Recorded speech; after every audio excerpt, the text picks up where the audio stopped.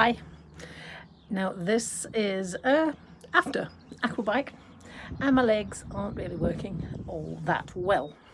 But I wanted to do a quick wee video just to say a few things, and I want to start off by thanking everyone who has been following me, who has tracked the race, who's been following the posts that my husband put up.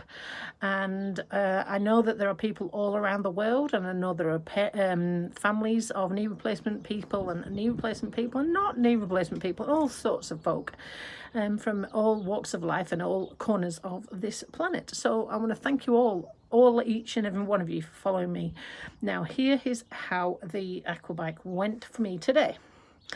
Now as you know, I have been worried about the amount of training that I had been doing, and whether it would be sufficient or not for me to be able to complete the race. That was my biggest worry. Now I had a word with myself and decided that it wouldn't matter if I did or didn't.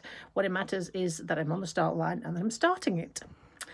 One thing to note, I didn't ever think that I would race again after I had the knee injury and was told I needed a knee replacement. I seriously and honestly did not think I would ever be on a race start line ever again.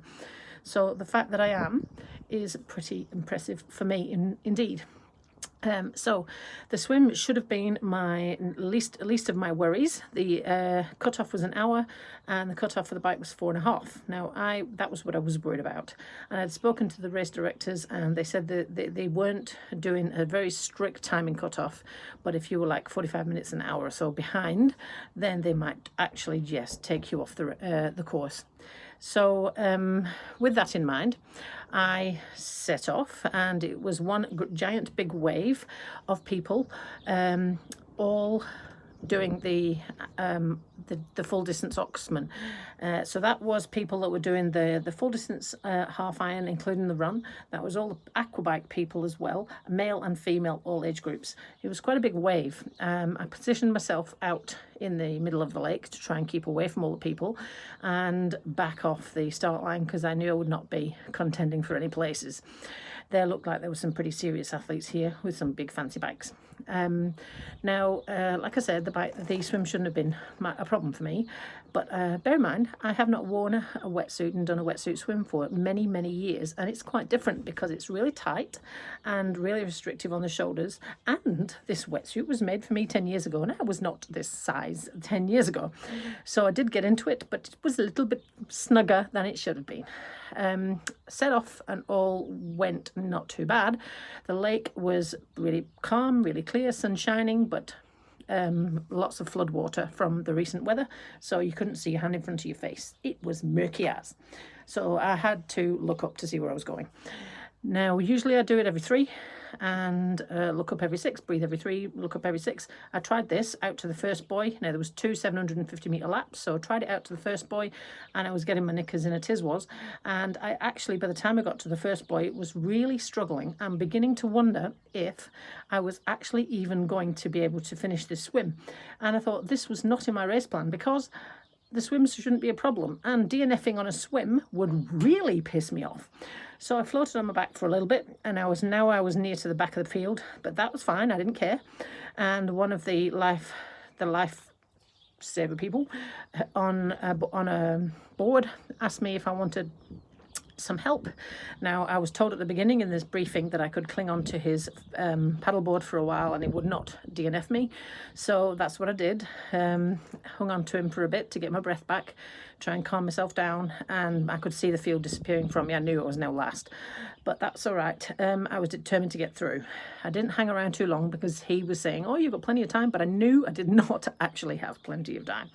So off I went again and switched my breathing to every 2 and looking up every 4, and because you can't see anything and it's really easy to swim about twice as far as you should.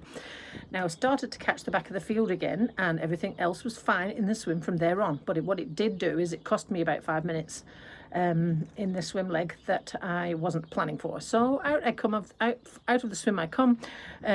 All sorts of little things when you're a knee replacement person that worry you, like, how am I going to get out of this lake?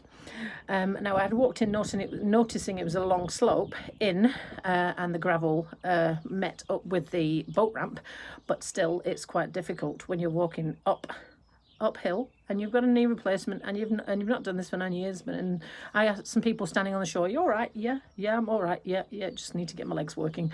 Off I set onto the bike. Now by this time I knew that I was dead last. That's fine, that's also fine, I didn't care. But as I was on the 11-kilometre leg out towards Oxford, where I joined the loop, the race director came and up alongside me and introduced himself to tell me that I was the back marker, and asked me if I was all right. And yep, I said I was all right, and away he went. But nah, I was not all right. Right from the set off, I knew that this was not going to go to plan. I had not catered for the fact that this swim would take me longer, that I'd get a bit of a freak out, and all of the extra things that go with that. My legs were just like, hell no. So by the time I got out to the top of the hill at Oxford, I knew that I would not make the cut-off time. I already knew, and I was only 10 k's in. So I asked the next person that came along if they had a radio, and they said nope. I said, right, can you tell the race director to come talk to me? He was in a car, you see. So I carried on cycling, and he met me further around the corner in Oxford Village, and I asked, could I do 2 laps instead of 3 on the bike? And he said, yes, sure. So I had to go and tell the aid station that they'd only seen me pass twice. So I did that, and out I went onto the lap. But things just deteriorated. Out on the back of the lap, there was real strong headwind, and I was doing the nutrition plan that I'd gone for, but the legs were just like, no, there's nothing in the legs today. So I'd already told Mark and the aid station and the race director that I was doing 2 laps, but I thought, do you know what, I'm not sure I'll get round 2 laps, and the idea of this was to get across the finish line, whatever way I do that.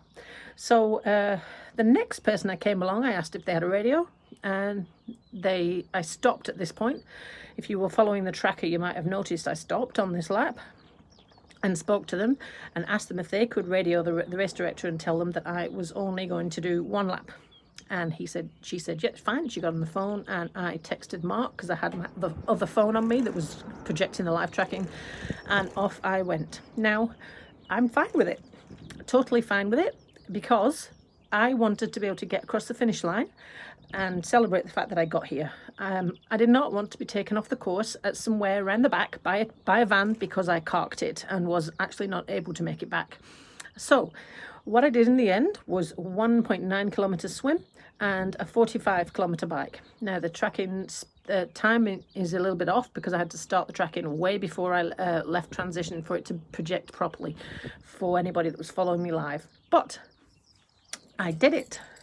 I have the medal to prove it, and this is the hardest earned, proudest medal that I've got in my collection. And I've got World Championship medals and all sorts of things, but this one here will hang at the front, pride of place, because I have proved today that if you've got a knee replacement, it does not have to stop you, and you can get back to what you love to do. I'll not be able to run, that's silly, but I did run across the finish line to finish this race, and that made me really proud. So thank you everyone for following me, and I will let you know how I go on with my training. I need to get on the bike a hell of a lot more if I'm going to get through the Challenge Wanaka course, which is 120k bike in the mountains. So that's my race report, and I will catch you all again soon. Thank you for all your support. It means a lot.